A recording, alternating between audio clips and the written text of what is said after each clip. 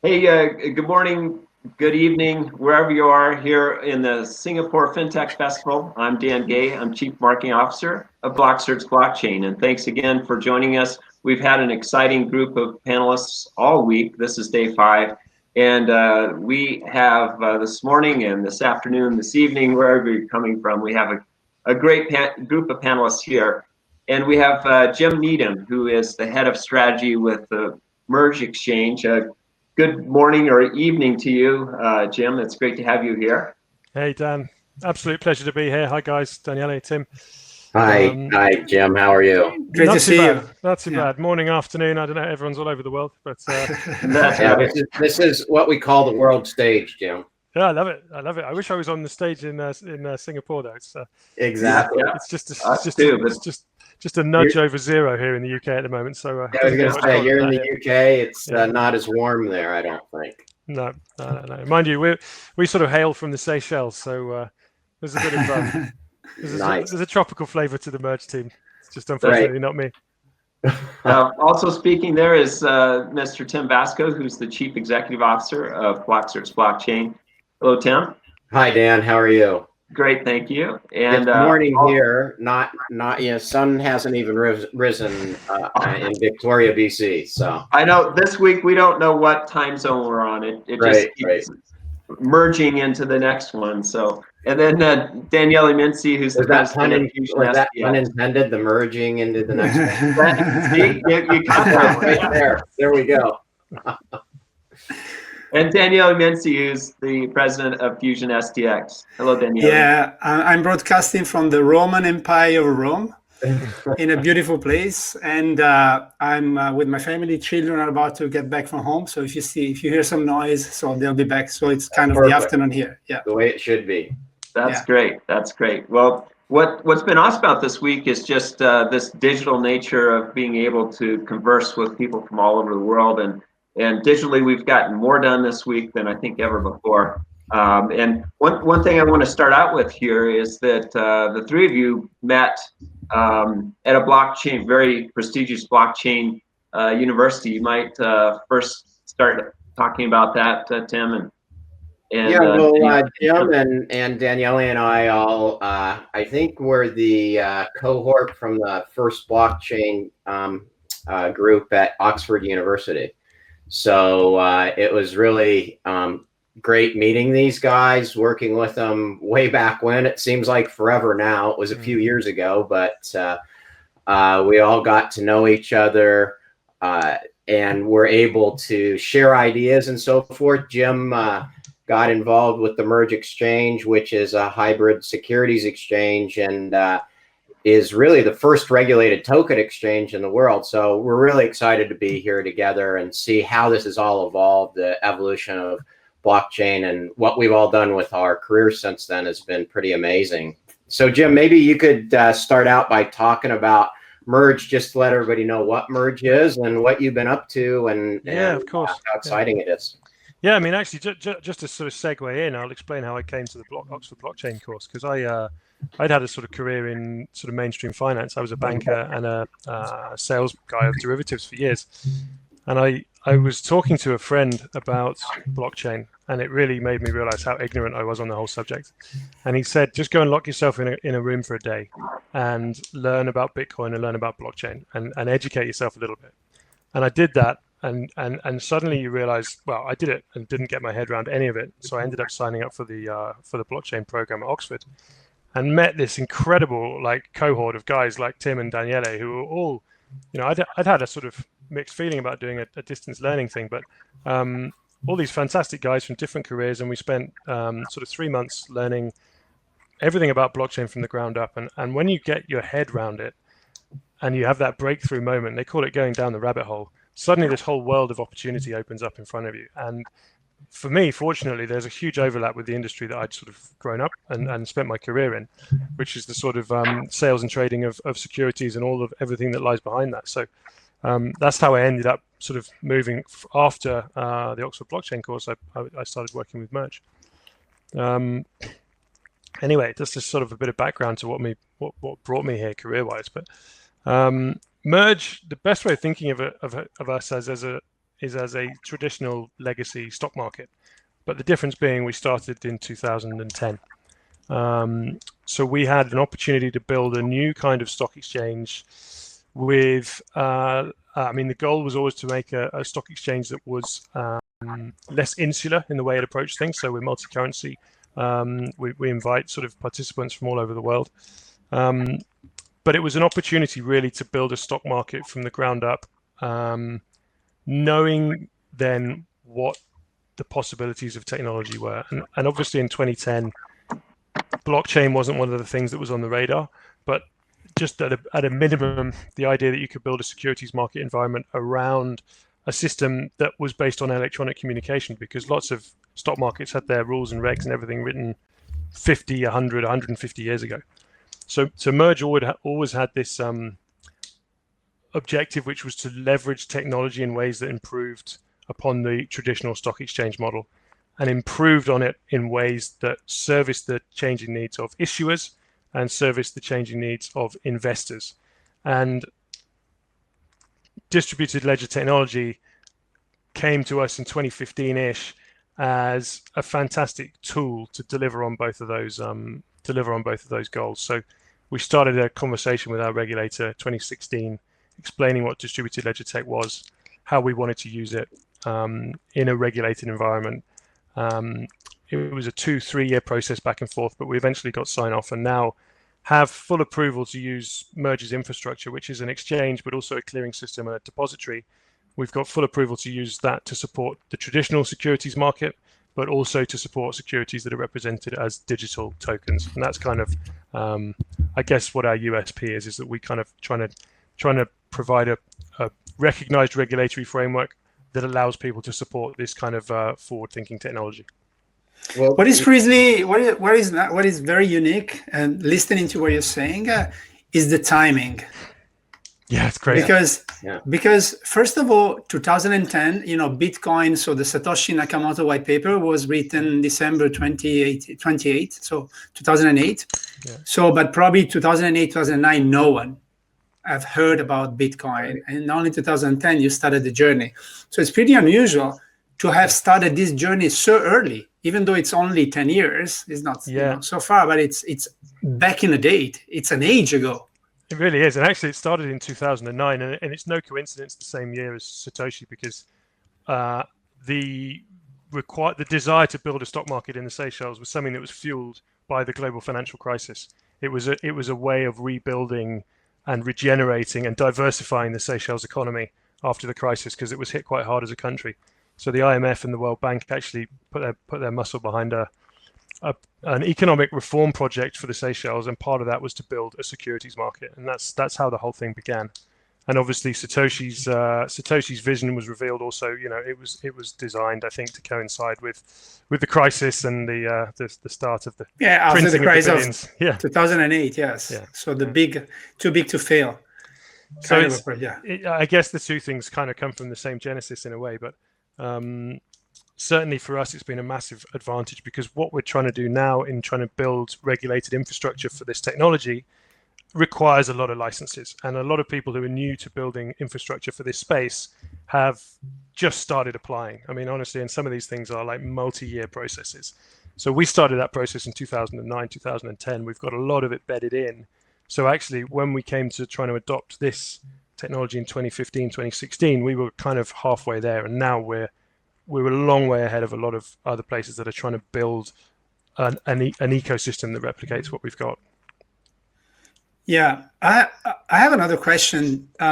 This is something we're confronting ourselves almost every day. It is much more difficult to explain how to list a project to a security token exchange to an issuer or to an investor. Interesting. I mean, I think it's easy to explain it to issuers, to be honest with you, because issuers, when they come to us, there's a very kind of recognized listing process and listing framework that they have to go through, which is actually similar to listing on any other market security around the world. Yeah, you've got to go through all those regulations, and that whole listing framework exists for good reason, which is investor protection fundamentally. So there's the way our listing rules are designed is to ensure that all the relevant information is going to be put into the public domain, so that people can make an informed decision about whether they want to get involved. So we've not changed anything about the listing framework. That's actually very traditional. It's exactly the same as it was before, and it sort of stands up to international best practices and best standards. So issuers generally, when they come to us, they're not coming to us because we are a token exchange. They're coming to us because we're a recognized, regulated market that gives their security that status. And the fact that we support this technology is an extra bonus, really, because it enables them. This is the direction of travel. And if I was going to be listing a security now, and I could list a traditional, let's say, paper-based one versus a dynamic token-based one, and all the possibilities that has got baked into it, I would definitely be looking to list the token rather than the paper-based security. So, but sort of to recap, the fundamental listing process is actually quite traditional in terms of the regulatory approach. So, Jim, do you see that? I was just noticing that there are a couple of regulated offerings now that have just gone out in the U.S. Do you see this emerging on a broad scale in 2021? And let's talk about that. It's interesting you mentioned that, like in 2009, 2010, after the meltdown, all of the Bitcoin and blockchain started gaining, if not fast traction, it certainly set the foundation or the stage. And here we are again, in another economic recovery zone. We're seeing other jurisdictions start releasing regulated offerings for issuers and investors and things like that. What's 2021 look like for MERJ, and what's your opinion just on the global stage of what's going to happen? Well, I mean, 2021, I think for MERJ will be busy, but we're getting some great momentum. But as we're a listed company, I can't give you too much insight into that without sort of going through the right channels. But more broadly, I mean, I think in the let's take the US in particular. The sort of a lot of the first people who came to this space, let's call this tokenization sort of space, came from a crypto background, and they wanted to start tokenizing, they wanted to start tokenizing assets, or they wanted to start fractionalizing ownership of companies. But they were coming at it in a way that was to try and use the technology to kind of skirt round regulation. And that was never, ever going to fly. And, we've seen the boom and bust of the ICO phase, and now we've seen the sort of boom and bust of a phase of they got called security tokens, but really they were kind of like a sort of horrible mongrel that was neither one thing or the other. And it sort of set this space back a little bit, I think. But now we're reaching the point where people understand that this technology is not to go around regulation, it's to enhance regulation. And I think as soon as that is recognized by issuers and by the service providers that are trying to service this space, and definitely the ones who are here now, that is their take on it, then I think this space is set for a period of really strong growth. Right. Because as I said, this is the direction of travel. And if you can have a security represented by this dynamic sort of digital representation, there's a whole host of things you can bake into that, whether it's incentive models, loyalty programs, reporting features, transparency features. There's so much cool stuff that you can do there. And that can underpin a whole new wave of businesses that we can't even conceive of. In the same way that the phone and the smart network enabled Airbnb and Uber and all these companies that we would never have thought about. Right. This is laying the rails for these new exciting businesses to be built. And I think once the regulatory piece is cracked, and I'm pretty confident that that's now there even in the US, this is set for a period of great growth, I'm sure. Yeah, this idea of real-time regulation where stuff just doesn't happen if it's not in line with what the rails are for regulatory frameworks, as well as, reporting is real time. Audits aren't after the fact. They're actually transacted through smart contracts that keep track of what's going on. Use of proceeds, things like that are transparent, right? Yeah. For the investor market. Like, it just completely reshapes what regulation and investor-issuer relationship should be. Yeah, there's a really interesting thing going on in the UK now. This whole year has put the real estate sector under real stress. So there's all these big, very swanky new shopping centres that have been built all over the country, and they've been empty. They've been dead for the last year, and it's put under some scrutiny the economics behind these things. They're all owned, I think, by pension funds. Right. But lots of them had been reported at like 90, 95, 98% occupancy. Now that the sort of the tide's gone out and you can see who's wearing the swimming trunks, actually these things are running at like 60% occupancy. Right. But it's through some sort of antiquated paper-based trail of the way it's reported and the definition of occupancy that people have been able to get away with this. But now there's been stress tested, you can see that it's not doing the job. And we're seeing we've had a few dialogues with companies that are now looking at real-time reporting of things like tenancies and the cash flows it generates and the contracts and all this stuff. I mean, if someone cracks that, it's just one example. It revolutionizes that whole industry and makes it better for everybody, including our pension funds who currently are wearing a loss. And you bring up commercial real estate like retail, but I recently read somewhere we've got a $30 trillion commercial real estate market that's essentially dead. It's just a market that's been wiped off the face of the earth. And even right now, what we're doing, these big convention halls aren't open anymore. And this idea of digital transformation extends so much into every aspect of life that if the way that we form our capital markets isn't there, there's a massive gap, a massive disconnect. And when I got into blockchain, I was similar to you back in 2013 looking at Bitcoin, and I got fascinated about the technology itself, more so than the investment side, I guess, because I'm a bit of a geek on those things.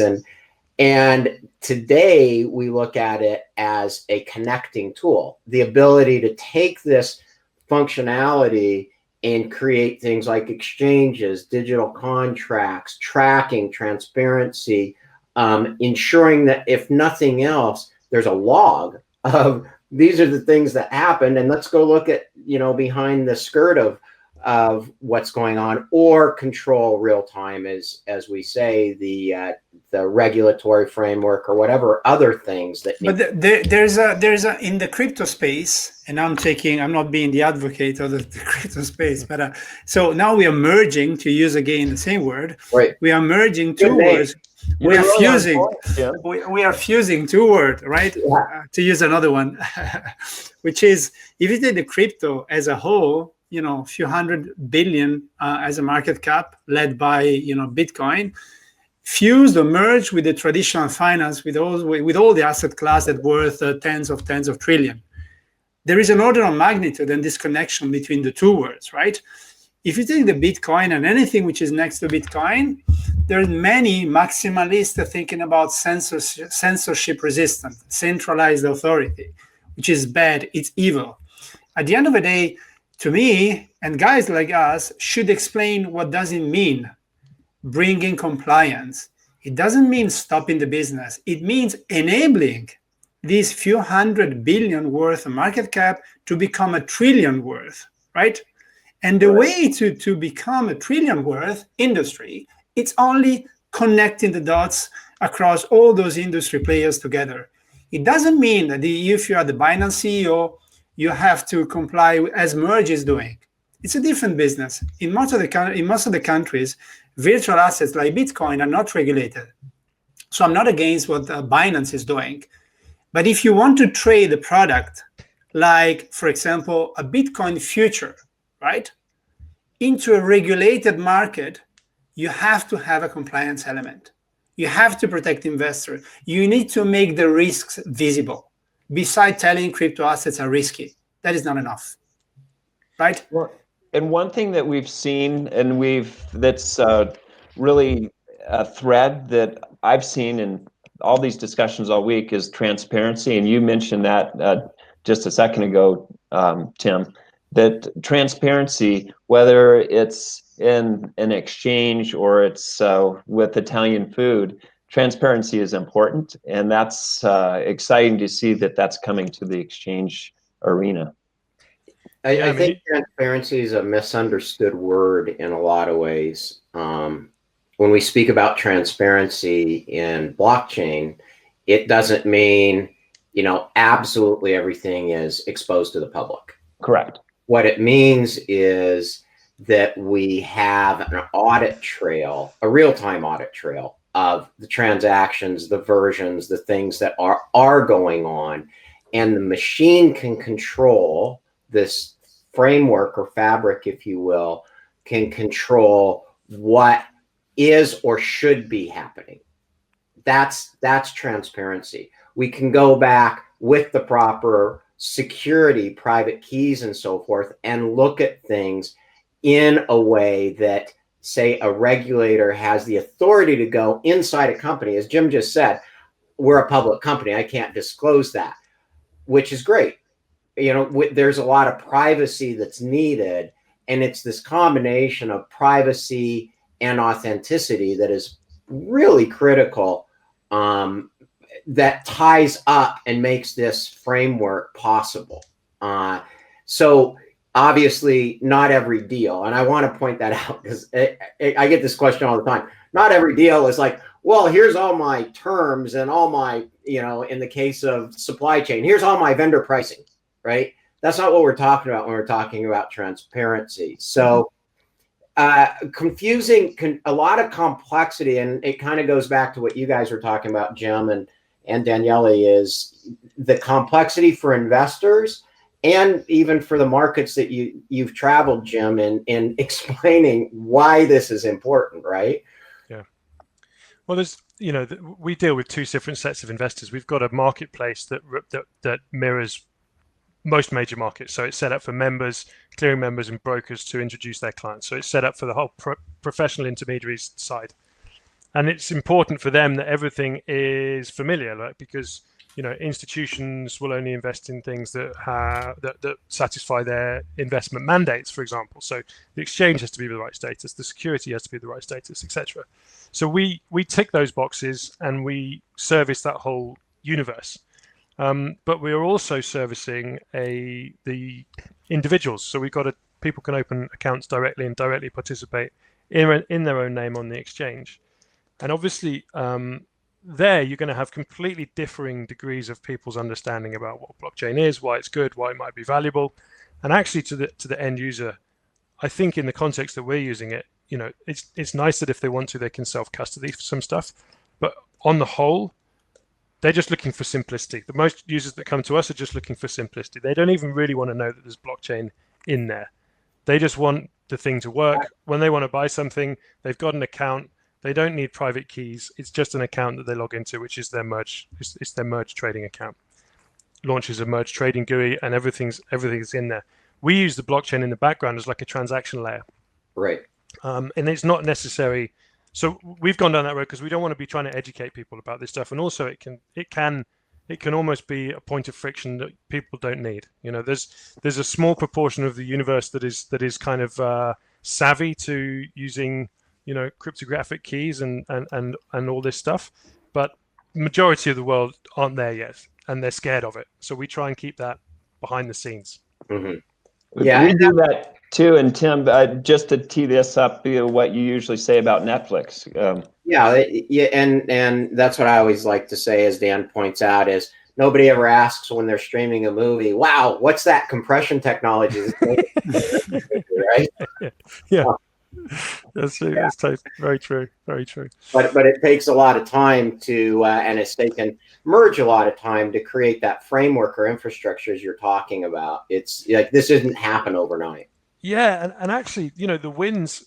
This technology makes so much sense for the securities market, because the idea of having one single source of truth about the ownership of securities makes so much sense. If you look at the way it's done now, basically all around the world, you've got different layers, you've got central clearing counterparties, you've got different versions of truth being reconciled constantly between different, all the way up and down one side of the custody chain and all the way down the other. It's prone to mistakes, it's slow, and it's kind of antiquated. But there's a whole load of like critical mass of big companies that are, you know, the bedrock of the securities market that sit in the middle and kind of benefit slightly from that, you know, from that friction. But the idea of a single source of truth makes great sense. And so for us, you know, if we have to deal with DTC and move some stock from us to them, we're a qualified foreign exchange for the OTC market. So if we want to move stock to DTC or Seed & Co, that's pretty serious heavyweight business. It involves, you know, it's not an easy thing to do. It's not a free thing to do. You have to involve a few people, and you know, we're moving to a world where you can ship a load of stock from one CSD to another, you know, as easily as sending an email. It's automatically reconciled to all counterparties, and it's free. I mean, it makes so much sense. Yeah. And that's a really boring feature of this. And like that's you're not going to sell anybody on, you know, in the outer world on buying a security token because of this like this small behind the scenes feature. But that's a massive win for the operators of securities market infrastructure. Exactly. And as you point out with the malls there in the UK, actually there's a fascinating book called The Bean Counters that was written by a UK author. And it's how, I'm going to get this wrong, but it's how accountants destroyed capitalism, right? And it has to do with this idea of real-time, you know, the need for real-time regulation, real-time auditing. Like auditing after the fact doesn't do much good if the problems have already existed. And big fee-based, you said the guys who benefit from friction, the big fee-based environment, which we've grown up with and have built these giant firms and benefited them, really has a huge conflict with, well, what's the reality, what's actually going on, right? So we see it in those areas, and you're right, it's boring stuff, but there's trillions of dollars that are affected by this, right? And back to Daniele's point before, you know, you've got this enormous, you've got the crypto market here, which is whatever its market cap is, and you've got the securities market, and it's like orders of magnitude bigger.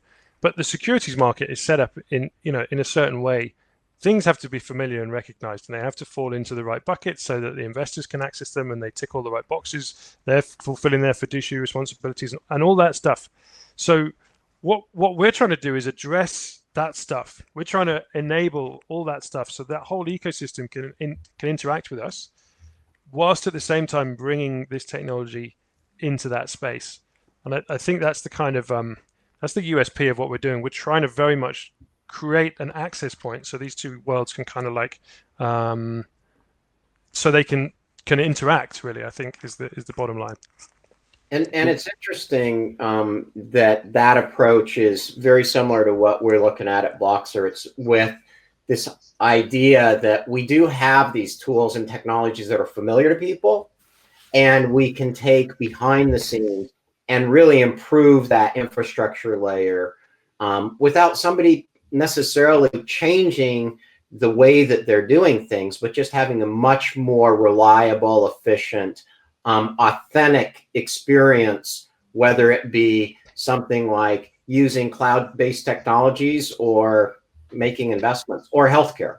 And I think all those kinds of things are really critical as we enter this new world we're going to see in 2021. You know, vaccines distributed. Did you really get a vaccine? You know, what is your proof of that? Is this a safe environment to go into for me and my family? Those kinds of things that have become very personal with authenticity. You know, we talk about these big things, but it really affects every single one of our daily lives now. Yeah. And I think we have just a couple more minutes. I just want to let everybody know, so we can wrap this up. We're keeping them to 30 minutes. So go ahead, Jim. I'm sorry to cut you off. I was going to say, like, so what's happening with this kind of drift towards digitization is, like you were saying, that not as much stuff's being done in person. Not as much stuff's being done with pen and paper and, you know, around a desk. There's a lot of stuff being done communicated electronically, with people having meetings like this. And I think where BlockCerts actually add this sort of fantastic functionality is capturing all those communications, having an audit trail for all those communications. That means that, you know, our issuers, our investors, everybody that is in an ecosystem like this that's transacting in a digital world, have got this audit trail they can always refer back to. And from a regulatory point of view, you know, the regulators like to be able to hold someone's, you know, ass to a candle if they need to, Right. and it's all there, and it's all you know, cryptographically proven and so on. I think that's, you know, even the video we are shooting right now. Yeah. Right. For investor protection, you know, we've been discussing about this. It's fundamental to the direction this whole thing's going in. Like you've got to be able to cater for that, I think. Exactly. Making an honest place is really good for everyone. You know, it keeps everyone in check, and it makes me wonder if we had this in 2008, had we not had a meltdown then, if regulators had purview and were able to see that type of thing. You wouldn't have. You would have caught it way before all those securities were traded. So, and that's what MERJ is about. We're super excited to be working with you, Jim, especially, like I said, after all these years of all of us throwing ourselves into what is this blockchain thing and what could be done. It's incredible what you guys are doing. We look forward to a bunch more of this work together and bringing this out on the global stage, showing what true, not only thought leadership, but action and taking charge and taking those entrepreneurial steps and risks and innovation risks to make these things happen. So thanks for being here with us today. It's exciting to be at Singapore. We hope you'll join us in Hong Kong in about a month. Love to. You know, for back-to-back shows in Asia. And as I like to always say to everybody, stay safe, stay healthy, and stay digital with all your investments. It's a better place to be. Brilliant. Thanks, Tim. Thanks, Tim. Thank you, Jim. Thanks for having me. Cheers, guys. Bye-bye. All right, bye-bye.